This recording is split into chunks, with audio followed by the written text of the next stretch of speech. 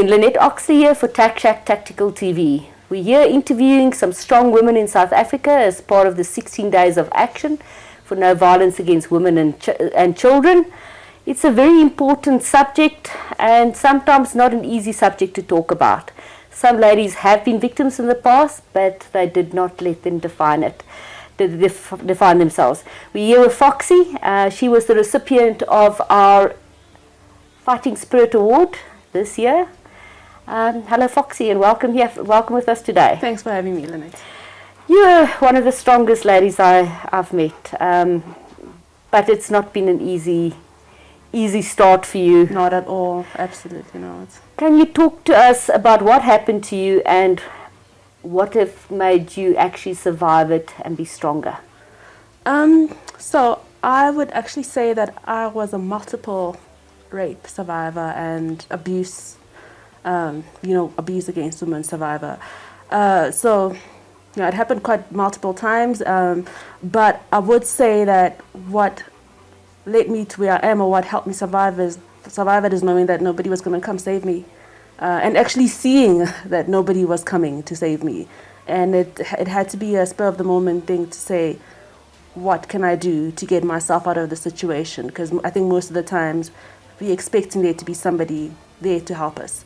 And then when you've had to be that person for yourself, makes you realize that you can actually help yourself time and time again. You're strong enough to actually, in the end, help yourself. Absolutely. I've actually, as part of this year's campaign, I've said, when you are the attacker chooses the time and the place of the attack. They're not going to do it when there's other people around. No, and I think the attacker also studies the victim to see who's kind of like vulnerable. And then if they can get you the first time, so they know their target is actually that you are actually a soft target. So if they get you the first time, one of the ladies for counseling said if they've come for you, they're going to come back, and they have come back. So they've seen that you're a soft target. They can get you the first time, and then they come back and get you the second time and get you the third time. So what are you going to do to stop them from coming back? Because you shouldn't be a target for them anymore. Absolutely. For me, it's always very, as part of what Goes on Fire do, is to empower women not to be victims. And that's not just the process of owning a gun. I think we'll get to that now, and the first time I've met you was actually at one of our events. It's about actually changing your mindset and saying, I'm not going to be a victim. I'm going to look after myself. I'm strong enough to look after myself, and I can say no more. Absolutely. And I also think it has to do with not making yourself a responsibility for other people, that you now have to take responsibility for your own life. You can't say so and so failed me. It's what are you going to do to not fail yourself? Absolutely. When you shot for the first time, you actually made the remark that it changed something in you.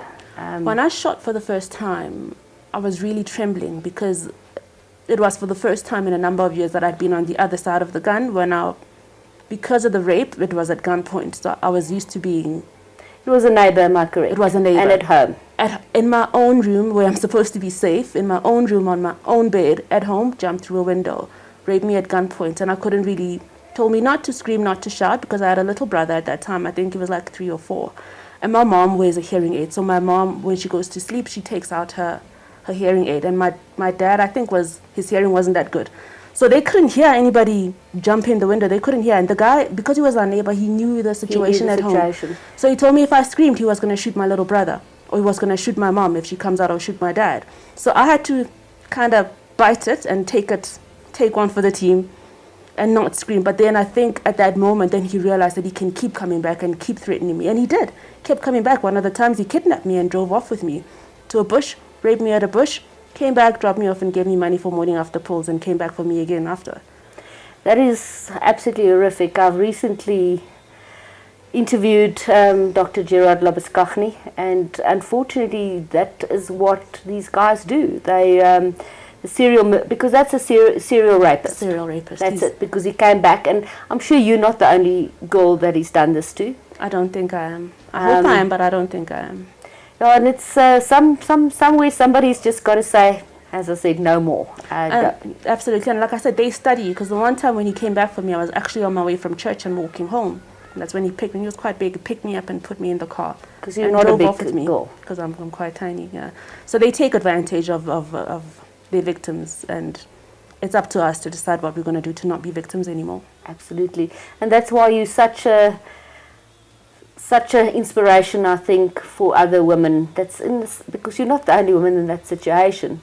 Although it doesn't make it easier, but at least you can tell to other women, you can survive this. Absolutely. You can make something out of your life, and you don't have to be a victim. Absolutely. Absolutely. So you were nominated by a friend, a male friend. I was indeed. And he basically, when he nominated, he sent your nomination through, he said in the nomination, he wants to make sure that you see that not all men are bad. And you know what, Lynette, I found that very interesting because even though a male friend nominated me, I think I had also gotten to a point where I stopped trusting males because of what happened to me. I had a male friend then that I told the story to, and as I was telling him the story, then he raped me on the very same day because he said, it's easy, I can do this. I can do this. And he said to me, you don't want to sleep with me, but you're letting everybody else rape you, so I can get to rape you too. He raped me at gunpoint, and then he told me he wasn't going to let me go, he was going to kill me. Because clearly I've got a mouth, I've got a big mouth, and I talk about things. So at that point, I didn't trust males, and all my male friends were kind of like cut off. It was just this one that I hadn't told the story to. I hadn't told him the story. He found out about it after I'd spoken about it openly for the very first time. You know, and I found it quite amazing that he nominated me to say that, you know, it's not also all males that are bad. No, it isn't. Some of them are very protective, and some of them are doing a very good job. So it was for the very first time that I was not let down by a male friend. Okay, and so as I said in one of the articles, they said it changed you when you actually fired the first shot because it says the biggest thing in terms of you can evening the playing field is a gun, because physically you cannot defend yourself. If you look at all the people that I've encountered are much bigger, they're heavier, and they buff and they lift. There's no way. Yeah. And when they're done with you, you've got all of these bruises and marks. It's not that I didn't try to fight, I did, but physically there's only so much that you can do. And physically you can defend yourself with a firearm, and I think that's what you realized when you came to one of our courses. I realized that I'm not as helpless as I've been feeling, because you talk about it and then it gets to a point where because you spoke about it, the other person wants to rape and kill you. Then you're like, okay, maybe I shouldn't talk about it because that makes me look like a victim. So I don't want to talk about it anymore. And then you realize, actually, there's other ways I can protect myself without putting myself out there as a victim again. So there are other ways that I can take charge of my life, protect myself, and not expect somebody to come save me, because nobody's been coming to save me. Yeah. But you've saved yourself. I've saved myself. And I'm very proud of you. I must tell you, I'm very proud of what you've done as another woman. Really appreciate it.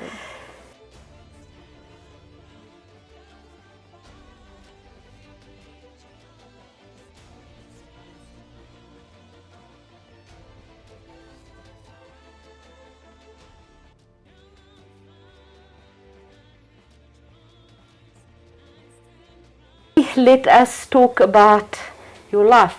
It's not been easy. You don't come out of a bad educational background. Your parents was well educated, Yeah. but they didn't support you.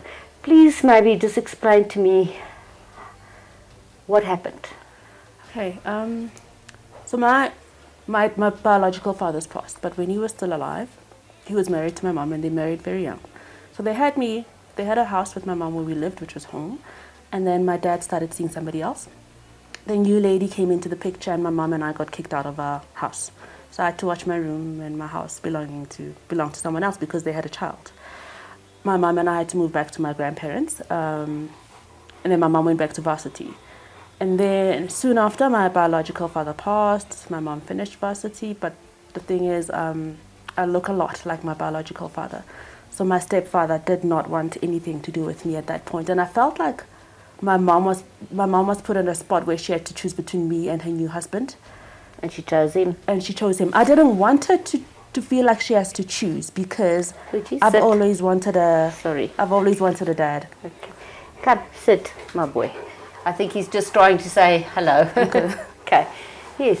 I always felt like I always wanted a dad, because I felt like my own dad did not want me because he picked another family over our family. So when she got remarried, that was, for me, I was excited. Only to have him tell me that he wants nothing to do with me, my mother has spoiled me, and I look a lot like my dad, and that's a bad reminder for my mom. And so most of the time growing up, with them in the house. I had to stay in my own room. So my mom had a child. She felt pregnant. She had a child. My stepdad told her that they need to stop paying for my varsity fees. They need to get me out of the medical aid because I'm being spoiled. They stopped paying for varsity. I got kicked out of medical aid, and I had to stay home and raise my brother. So at that age, I think I was like 19, 20. At that age, I was a full-time stay-at-home mom, raising a baby that wasn't mine, yours. With a family that wanted absolutely nothing to do with me because I look like my dad. Sorry, I think he knows you're feeling bad. He's just trying to give you some attention. Come on, sit. Would you sit? Come. Come, sit. Sit. Let's sit. Sit. Sit. That's a good boy. Okay, sorry about that. Okay, now, okay, let's continue. Sorry about that. No problem. So most of the time I spend every single day in my room. I'd wake up in the morning, take care of the child, and have to cook and clean. Also note that even though I was cooking and cleaning, so if they bought dinner, if they bought food, they bought for 3 people, 3 excluding me, because I was never a part of that family. So I had to make sure that I find out where I get my next meal, even though I'm staying in the house with my family. I was not allowed to talk about it to any other family members because they didn't want the family to they didn't want me to make them look bad in front of everybody else. Yeah. So I had to make plans for my meals. I wasn't working, taking care of a child, didn't have food. How did you manage? I fasted. That's the honest truth. My stepdad would say to me, if you want food, you need to pray and fast and ask God to touch my heart. My bedroom did not have any curtains. It was the only room in the house with no curtains because I needed to know that if I wanted curtains in my room, I needed to go to school and get a job. I was unemployed, kicked out of varsity. I didn't go to varsity because they stopped paying for my fees. So I didn't know where I was going to get the money to go to school. Did you study later on? I studied later on. Fantastic. I'm really glad to hear about it. So most of the time I fasted. I actually lost a lot of weight. I would only eat when they were at work, when I could get a chance to get something in my mouth. So that was the time that I could eat. So the rape happened during all of this period when my family. But you know your mom is a psychologist. My mom is a psychologist and a varsity lecturer. You actually think that on an intellectual level that she would not do this to you? My mom is a very good psychologist. I'm saying that from the feedback that we get from other people. So she later came back to apologize after, I think that's after I had left. I had left the house. After I had left, and then she realized that I'd cut my whole family off because I felt like everybody had failed me and nobody was there to support me when I needed them as family. And I felt like they also put me in a compromising position. That put you in harm's way. I actually felt like that. Way. So I completely cut everybody off. And I stopped talking to them and I blocked them. And then she later came back and she wanted to talk about it. So we spoke about it. She said she doesn't understand what got into her. And she said at that time she felt like because it's her own child, everything that she had learned at school went away. That's interesting. So she said everything that she had learned went away. She said for the first time she realized that it was different with her own child than with just a patient. So she didn't look at me as a patient. But also I think what I didn't understand is that when this happened, most of the time I was told that it's my own fault. It's your fault because that's how you dress. It's your fault because that's how you carry yourself. It's your fault. It's your fault. And they told me to ask God to forgive me. And at that time, that's what I did because I thought I wasn't remembering things, and I asked God to forgive me for wearing 19 years old. Asked God to forgive me for walking around. I'd go to the shop and come back. So it's not like I would go. I didn't even go to parties because I had a child to take care of. Wasn't even going to school. Brother, you say? I think at that time he was 3 or 4. He wasn't that. Is he all right today? I don't think he knows about it, so he's all right today. Fantastic. So it was during this chaos that you were raped. It was during this chaos that I was raped, and when I told them about it, I had to tell them about it because I had failed to protect myself. So many times. I think the guy saw that I was weak, and he knew my window had. At that time, I had managed to get a sheet. So I threw a sheet over just to cover the window. So he kind of knew it had no curtain, just had a sheet over it. So he knew if he knocks, I'm going to open because he's got a gun and he can shoot me through the window. And every time he came to rape me, he came with a gun. One of the psychologists that I spoke to at that time, because I needed to go for counseling because I wasn't coping, she said, next time when he comes, you need to wake somebody up because you can't keep taking the bullet. You can't keep taking the blame for everybody. You can't keep taking this to protect everybody else at your own cost. No. So in the end, it's you that's going to protect yourself. Yeah. I keep saying that to all the women. But yeah, there was no support system. There was absolutely zero support system. And I thought I had friends. And at that time, I decided to tell one friend. And that's the friend that raped you? That's the friend that raped me. And then he was tried to kill me. And he told me I was not going to make it out of his house that day, and the police were his friends, and the police were supporting him. The police are still his friends. The police are still supporting him. But I managed to get out of the house that day after he raped me, also at gunpoint, loaded. And he made sure that I see him loading it. I didn't even know that he had a gun. I didn't know. But you've come out of this stronger. There's a lot of, you just said to me you're back into counseling. I'm back into counseling because I thought it was over and I thought I had dealt with it, but I see that it keeps coming back. It keeps coming back, so I'm back again. I felt like the first counselor failed me, so I found a different counselor, and I think she's doing a better job at getting me to cope and deal with it. Well, the Sisters in Arms, the ladies from Gosa Girls on Fire will be there for you always.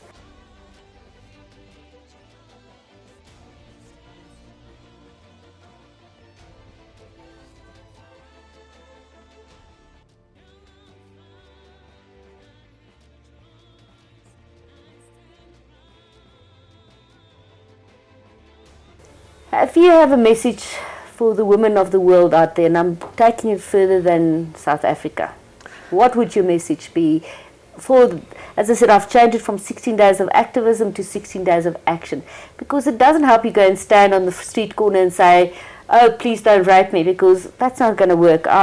I'm saying we have to actually take action ourselves. What would your message be during this time? My message would be that we have to realize that we are our own responsibility. So you are your responsibility. You need to take charge of your own life.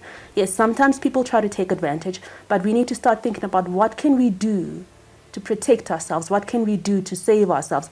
And I also feel like if you have women and children around you, it's also what can I do to help save her? What can I do to help save whoever else that seems vulnerable in my capacity? What can I do? So take charge, take control. You can do it. No matter how tiny you may feel or how tiny you are, people can't always come to save you. Absolutely. You can save yourself. And it's that empowering from inside, which is important. Absolutely. And you need to realize that you do have it in you. If you don't have the physical strength, there's other means. You can legally get a gun and register it and know that should you need to fire it, then you will fire it to save your life. Absolutely. Thank you very, very much. And Lynette Oxley here. And I'm a Gosa Girl on Fire. I'm not a victim. I'm every woman. Thank you very much for listening.